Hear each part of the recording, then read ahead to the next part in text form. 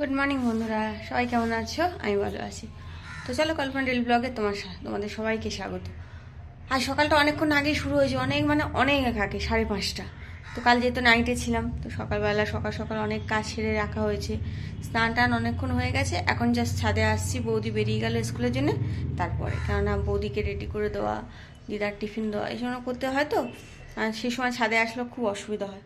তো 2 বালতি কাপড় এনেছিলাম, 1 বালতি হচ্ছে চাদর টাদর, এই যে মেলা হয়ে গেছে। এগুলো ভেতরে কটা চাদর বালিশেও ওয়ার টোয়ার সব মেলা হয়ে গেছে। আর আমার 1 বালতি পুরো বাকি আছে। আমি চাদরটা আজকে, যেটা আমি আর কি পেতে শুই টুই, সেই চাদরগুলো তো কাঁচা হয় না, খুব একটা সময় পাওয়াই যায় না ডিউটি এসে। তো আজকে একটা কেচে দিয়েছি, কালকের কম্বলটা কেচে দেবো, মানে এরকম একটা করে কেচে নেবো।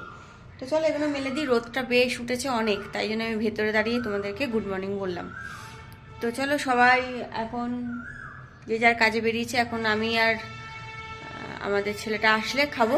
তো সে গেছে মাকে ছাড়তে, মা ছেড়ে আসুক, কি খাবে ওকে জিজ্ঞেস করি, তারপরে আমি আমার ব্রেকফাস্ট নিয়ে নেবো।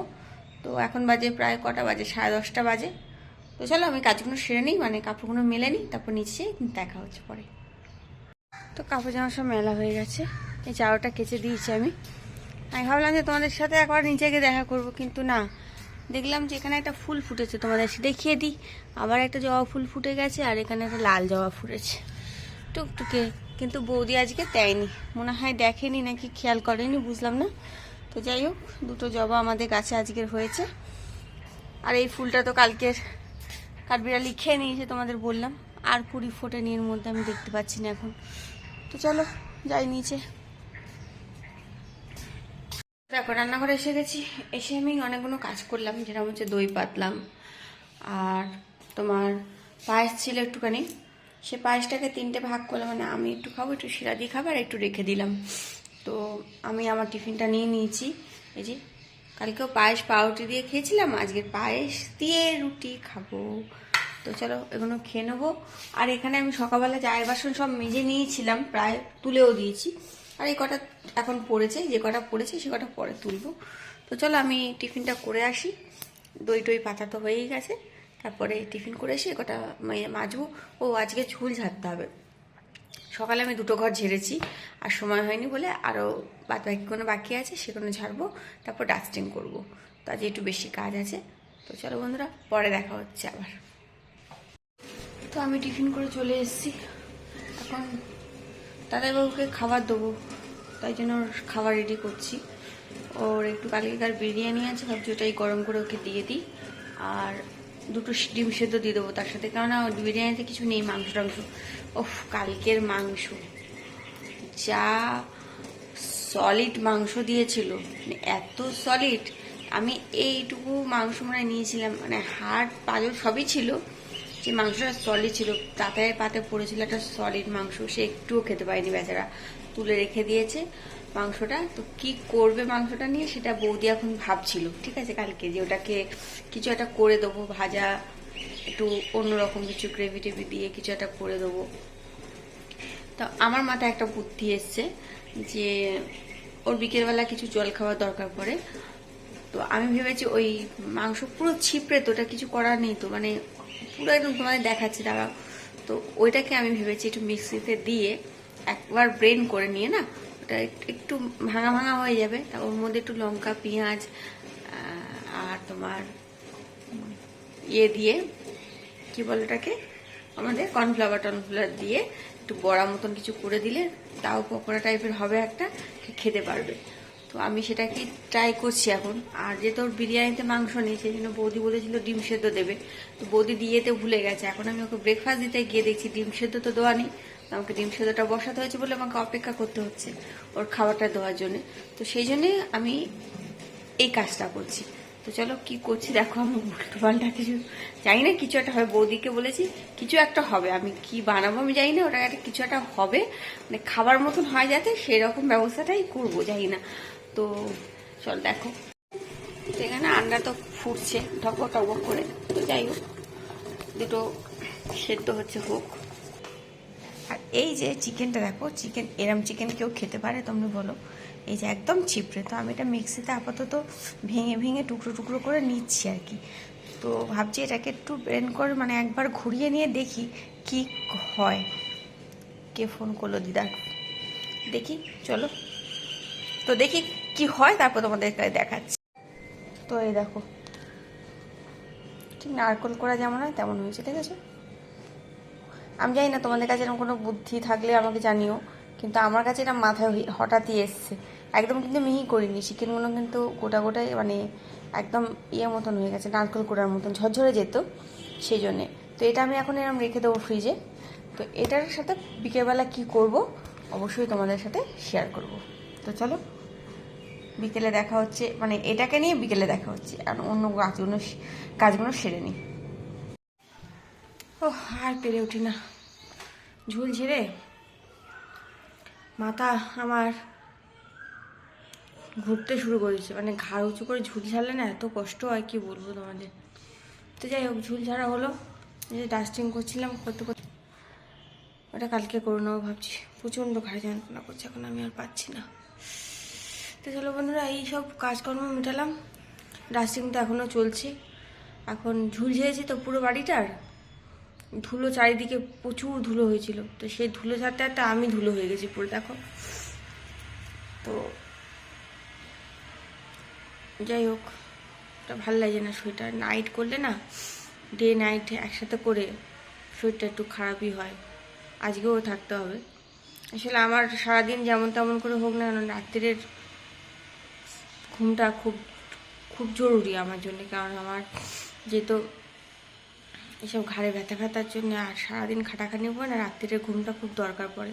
তো কিছু করার নেই, পয়সারও তো আমাদের দরকার, তো আমাদের কাজকর্ম না করলে তো পয়সা এক্সট্রা করা মানে একটা এক্সট্রা টাকা আসবে, সেই টাকাটা দিয়ে ধরো অন্য কোনো কাজে লাগবে, বা এক্সট্রা কোনো খরচা হয়ে যাবে। যেরকম এক্সট্রা টাকা আসে তেমন এক্সট্রা ঝামেলাও এসে ঘাড়ে পড়ে অনেক সময়। তো সেসবই আর কি। তো চলো, এই হচ্ছে ব্যাপার। একটু রেস্ট নিই, তারপরে পরে আবার তোমার সাথে দেখা হচ্ছে। তো চলো, আবার রান্নাঘরে ফিরে এসেছি, বাজে ঘড়িতে 1:20 এসছি এখন। আজকে আর চা খাইনি, কারণ চা করতে আর ইচ্ছে করলো না আমার, ভীষণ বিরক্ত লাগছে। তাই শিলাদিকে বললাম আজকে চা খেতে হবে না, বাড়ি যা, আমার ভাল লাগছে না। তো আমার এখন চায়ের বাসন, এই যে কটা টিফিনের বাসন এমনি টুকটাক ছিল, সেগুলো তোলা হয়নি, সেগুলো তুলে নিয়ে দিদাকে খাবার দিই। দিদার খাওয়ার সময় হয়ে গেছে, রেডি করে নিয়ে আর কি বলবো, পারা যায় না, আর পেরে উঠি না আমি, আর আমার ঘুম পাচ্ছে, দেখেছো চোখ দুটো। তো যাই হোক, এখন চলো এগুলো গুছিয়ে দিদার খাবারটা রেডি করে নিয়ে দিদাকে খেতে দিয়ে ছাদে যাবো একবার। ছাদে জামা কাপড়গুলো সব মনে হয় শুকে ভাজা ভাজা হয়ে গেছে, কেননা ও এত করে মাছ ভাজার মতন কড়কড়ে হয়ে গেছে, তুলেই শুধু ভাজ করলেই হবে, আর কিছু করতে হবে না। তো দেখা যাক এখন কি হয়, এগুলো করে কাজ টাজ করে নিয়ে কখন শেষ হয়, তারপর একটু ঘুমাতে পারবো না, আমাদের দুপুরে ঘুম যদিও হয় না, তাও তো 1 ঘন্টা একটু রেস্ট নিতে পারবো। তো চলো বন্ধুরা, এগুলো কাজগুলো সেরে নিই, সব করে টোরে নিয়ে পরে আবার দেখছি, তোমার সাথে যদি কোনো কিছু শেয়ার করা থাকে অবশ্যই আসবো। তো পরে দেখা হচ্ছে। হাই বন্ধুরা, বিকেল হয়ে গেছে, তো চলো দেখি ওটা বানাবো। তো তার জন্য আমাদের কী লাগছে, একটা ডিম লাগছে, কর্নফ্লাওয়ার লাগছে, দেখতে পাচ্ছ কি বুঝতে পারছি না, কর্নফ্লাওয়ার লাগছে, উল্টো করে ধরা, উফ পিঁপড়ে, দাঁড়াও দেখাচ্ছি। দেখো চিকেনটাকে করে রেখেছিলাম, কর্নফ্লাওয়ার, পেঁয়াজ লঙ্কা কুচিয়ে রেখেছি। তো চলো এটাকে মেখে নিই, তারপরে আসছি। তো দেখো মাখা হয়ে গেছে, ছোটো ছোটো বল করে কেটে কেটে নেব, ঠিক আছে, করে করে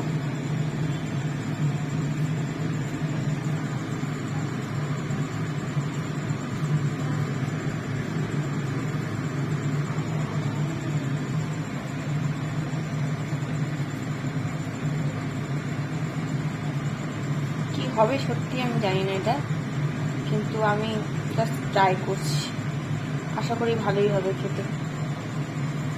তো চলো সব বানিয়ে নিই।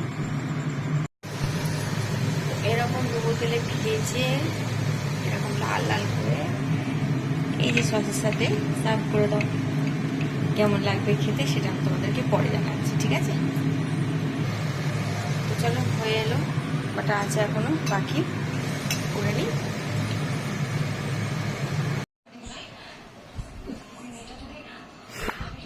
তো আমি ফাইনালি এখন খাচ্ছি, 8টা বাজে, বানিয়েছি অনেকক্ষণ। তো ভালো আছে, লঙ্কা, পেঁয়াজ, একটা ডিম,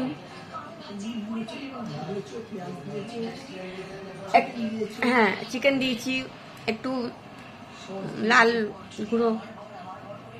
গুঁড়ো দিয়েছি। লাল গুঁড়ো মানে হচ্ছে কাশ্মীরি রেড, আর একটু কর্নফ্লাওয়ার দিয়েছি, দিয়ে মেখে করেছি। ভালো হয়েছে,